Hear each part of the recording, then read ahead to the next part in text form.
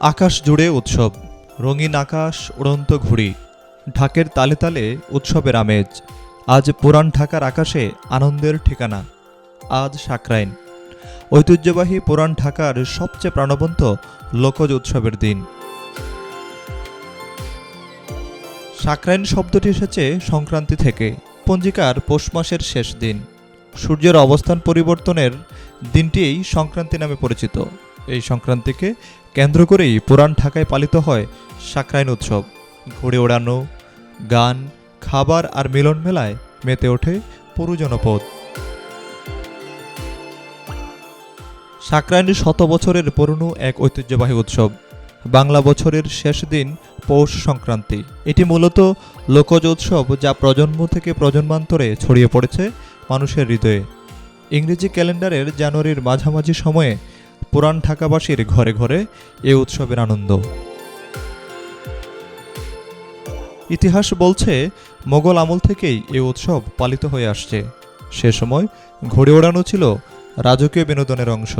নবাবী আমলের সে আভিজাত্যপূর্ণ বিনোদন আজ রূপ নিয়েছে গণমানুষের উৎসবে। ছাদে ছাদে মানুষ, হাতে ঘড়ির লাটাই, চোখে আনন্দ। পুরান ঢাকার আকাশ যেন রঙিন ক্যানভাস। এ উৎসবের পেছনে আছে প্রকৃতির প্রতি কৃতজ্ঞতা, নতুন ফসল ঘরে তোলার আনন্দ আর পুরনো বছরের বিদায় জানানোর প্রতীকী বার্তা। সন্ধ্যা নামলেই উৎসব পায় নতুন মাত্রা। শুরু হয় আগুন খেলা, মশালা জ্বালিয়ে আগুন নিয়ে খেলা করে।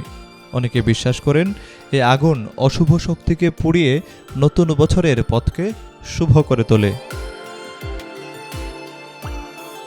সাকরাইন মানে ঘড়ির লড়াই, কাটাকাটি, লাটাই টান, প্রতিপক্ষের ঘড়ি কাটার প্রতিযোগিতা আর জয় উল্লাসে মুখর হয়ে ওঠে এক ছাদ থেকে আরেক ছাদ। শিশু থেকে বৃদ্ধ সব বয়সী মানুষের অংশগ্রহণে উৎসব ছড়িয়ে পড়ে অলিগলি থেকে আকাশ পর্যন্ত। আর উৎসব মানেই খাবার, পিঠাপুলি, চিতই, ভাপা আর পুরান ঢাকার ঐতিহ্যবাহী মাংস, কাবাব আর বিরিয়ানির ঘ্রাণে ভরে ওঠে চারপাশ। পরিবার, পরিজন, বন্ধু স্বজন সবাই মিলে ভাগাভাগি করে নেয় উৎসবের আনন্দ। তবে আনন্দের পাশাপাশি প্রয়োজন সতর্কতা। ঘড়ির সোতা, আগুন খেলা ও ছাদে ভিড়, সবকিছুতেই ঝুঁকি রয়েছে। সে কারণে ফায়ার সার্ভিস ও প্রশাসনের পক্ষ থেকে নিরাপদভাবে সাকরাইন উৎসব পালনের আহ্বান জানানো হয়েছে।